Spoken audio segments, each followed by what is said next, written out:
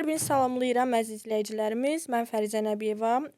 Bugün yeni bir podkastımızla təhsil mövzusunda qarşınızdayıq. Qonağım Nurlan Musayev.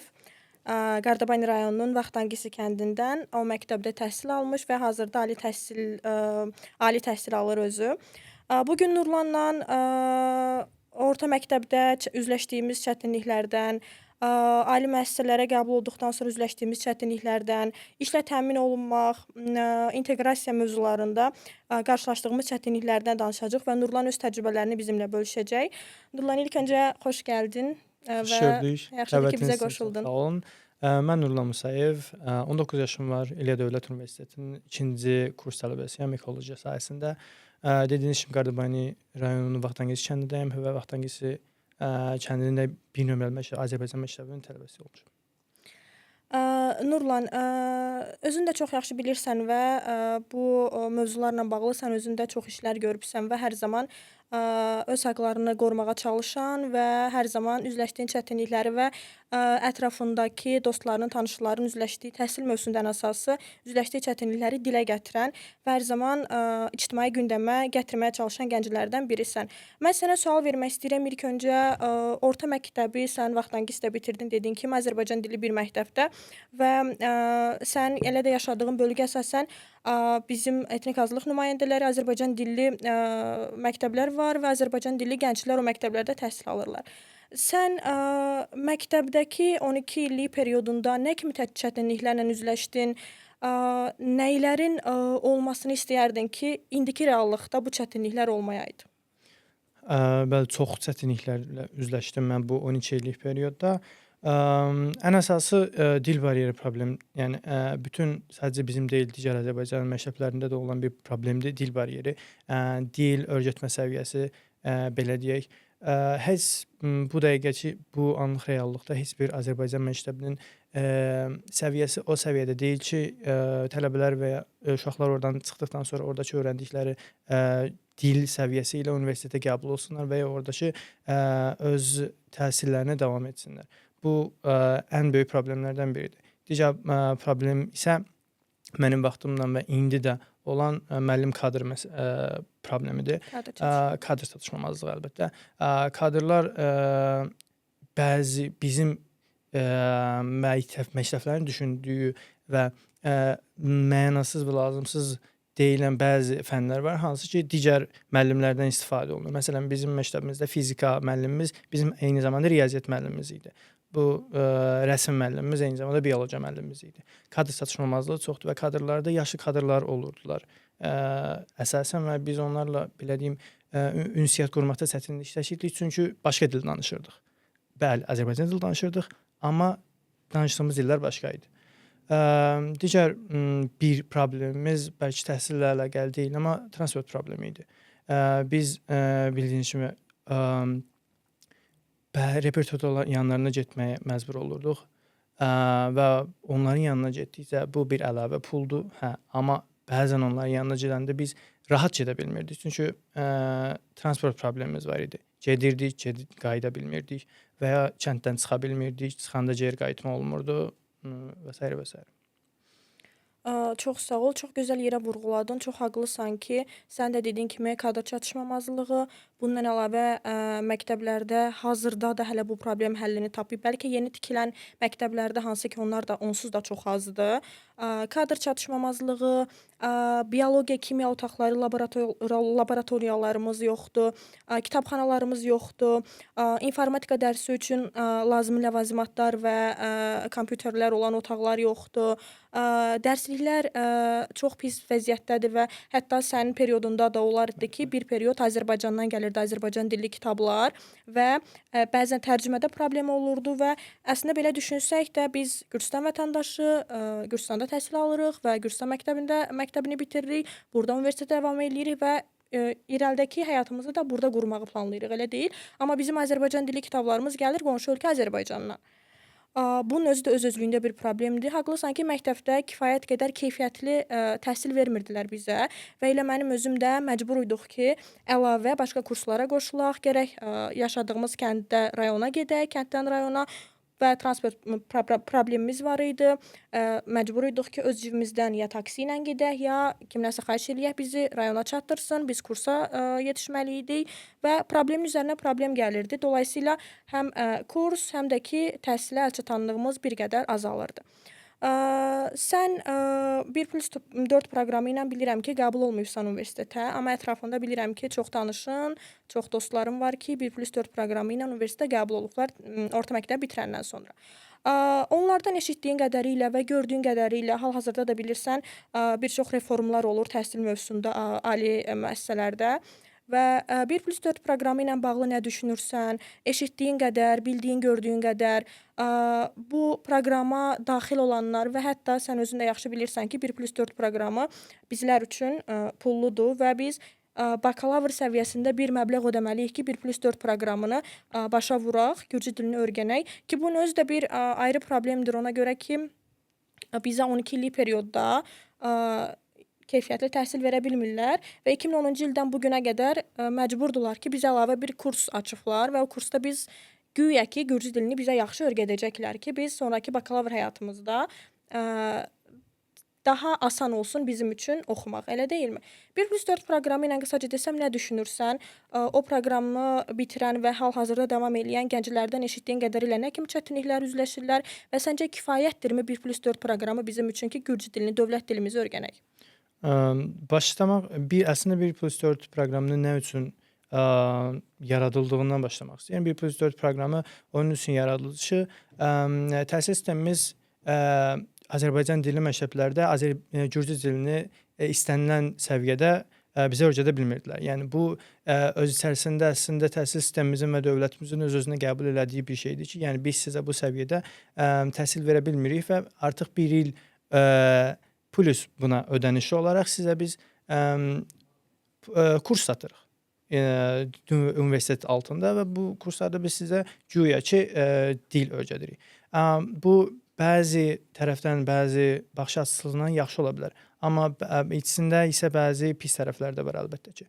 Bildiyiniz kimi bu 1+4 proqramından sadəcə etnik azlıqlar yararlana bilir. Bu etnik azlıqlar isə əsasən gürcü, Azərbaycanlılar və ermənilər olur. Bu da bu tələbələr bir il bir yerdə oxuyurlar və sonrasında digər tələbələrlə adaptasiyada məncə çox problem yaşayırlar. Mən məsələn 1+4 proqramından yararlana bilməmişəm və gürcü dilli insanlarla, gürcülərlə belə deyim, adaptasiyaya girməkdə çox çətinlik yaşamadım. Çünki özüm birbaşa onların içərisində oldum. Amma digər mənim dostlarım olsun, ətrafımdakı, çevrəmdəki insanlar olsun, onların belə deyim, Azərbaycanlılarla dolu bir kursdan birbaşa çıxıb gürcülərin arasına getmək onların adaptasiya problemi yaradır məncə və yəni bu açıq bir şey. Yəni gördüyüm qədərilə dostlarımdan və ətraf çevrəmdən adaptasiya problemi yaradır bu proqram. Və bu proqramın da pullu olmağı əslində öz içərisində biraz çelişkidədir deyim bir-birindən. 1+4 proqramında öyrətdiklərinlə bağlı qısa bir sual vermək istəyirəm yenə.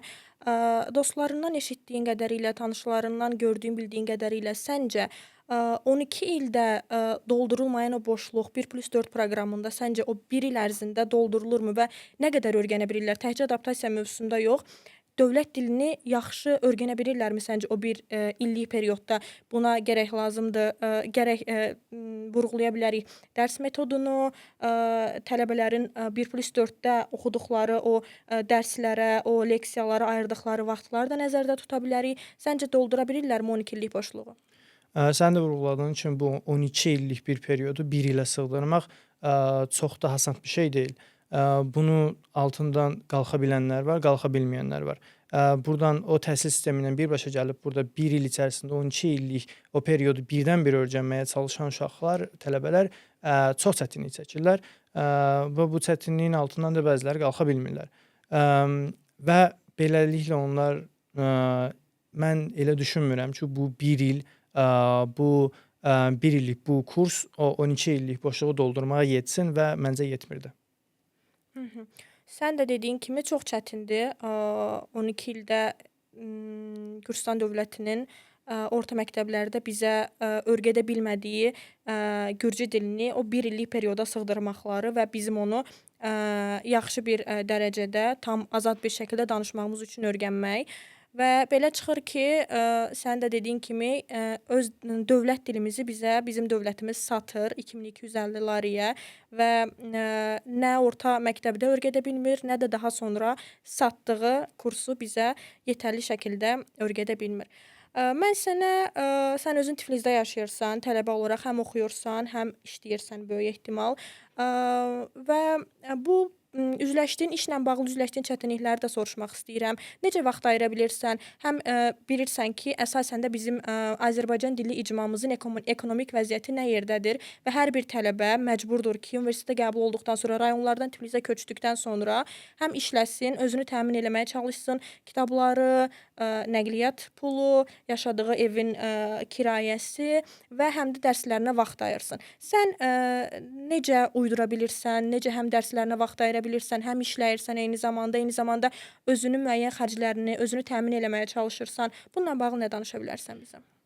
Belə deyim, bugünkü reallıqda rayonlardan Tiflisə gəlmiş gənclər olaraq hər kəs öz ayaqlarının üstündə durmağa çalışır və hər kəs ailəsinə belə deyim, yük olmamağa çalışır. Və buna görə də gəldiyimizdən etibarən hər kəs özünə iş axtarır.